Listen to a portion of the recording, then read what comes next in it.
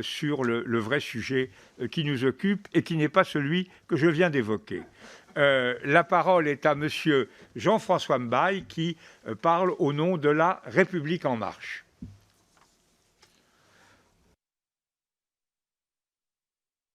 Monsieur le Président, Monseigneur, nonce apostolique à Paris, Madame l'ambassadrice, Monsieur le conseiller auprès du ministère des Affaires étrangères, mon cher collègue rapporteur Michel Fonget, je voudrais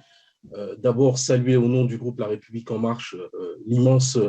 travail qu'a fait notre collègue, la qualité de son rapport, mais bien évidemment aussi les propos extrêmement éclairants qui sont venus accompagner ce rapport et que vous nous avez partagé ce matin dans cette commission, aussi bien Monseigneur que Mesdames, Messieurs les ambassadeurs. Le 4 février 2019, le pape François et le grand imam Ahmed Al-Tayeb ont signé à Abu Dhabi un document sur la fraternité humaine pour la paix mondiale et la coexistence commune. Ce qui démontre bien leur volonté commune d'entretenir un dialogue interreligieux autour des valeurs de tolérance et de paix.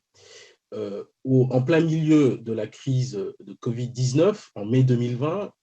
ces deux mêmes responsables religieux s'exprimaient de concert afin d'appeler les fidèles à prier non pas pour celles et ceux partageant leur foi, mais bien pour l'ensemble de leurs prochains, indifféremment de leur confession religieuse. Le 6 mars dernier, les images extrêmement médiatisées de la visite de sa sainteté, le pape François au grand ayatollah, à l'occasion d'un déplacement historique en Irak, démontraient là aussi une nouvelle fois la volonté affichée du souverain pontife de considérer le monde musulman comme un interlocuteur naturel du Saint-Siège. Si notre commission et notre assemblée sont évidemment laïques, je considère que nous pouvons saluer ces initiatives, en ce sens que le dialogue constitue là aussi un prérequis indispensable dans la résolution de problématiques où les passions, notamment les mauvaises, ont regrettablement tendance à dicter le sens des paroles et des actes.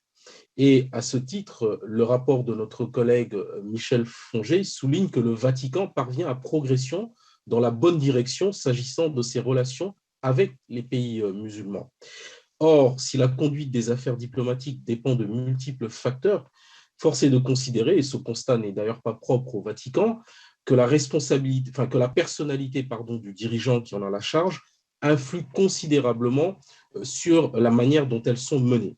Lorsque valeur actuelle, dont on sait que la ligne éditoriale accorde une importance première à l'intolérance et à la haine d'autrui, qui désigne d'ailleurs le souverain pontife comme, je cite, un étrange pape tolérant avec les ennemis de la civilisation européenne chrétienne, force est de considérer que l'engagement personnel de sa sainteté contribue fortement à l'orientation des initiatives diplomatiques du Saint-Siège. Alors, ma première question, Monseigneur, c'est évidemment sur l'influence de sa sainteté, le pape François, et sur son éventuelle persistance dans le temps. Est-on en présence, selon vous, d'une dynamique amenée à durer, ou bien s'agit-il d'une phase vouée à cesser, ou à tout le moins à décliner une fois que le pape François serait retiré de ses fonctions? Et puis, mon cher collègue, lors de vos travaux, avez-vous l'occasion de bénéficier d'éléments concernant la manière dont le monde musulman, dans sa diversité, perçoit ces initiatives menées par le Saint-Siège? Quelles sont les réactions, notamment positives, sur la manière dont sont traitées les populations chrétiennes présentes dans les pays de confession musulmane? Puis une question commune pour nos deux ambassadeurs. Vous avez indiqué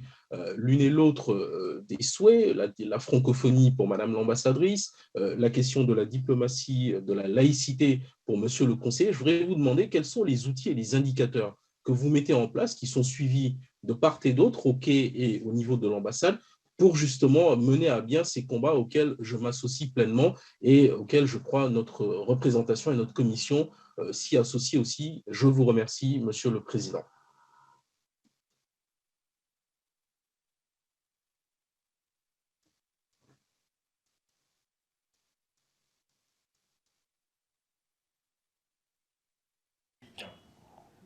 Et en plus, Monsieur le Président, nos deux circonscriptions se jouent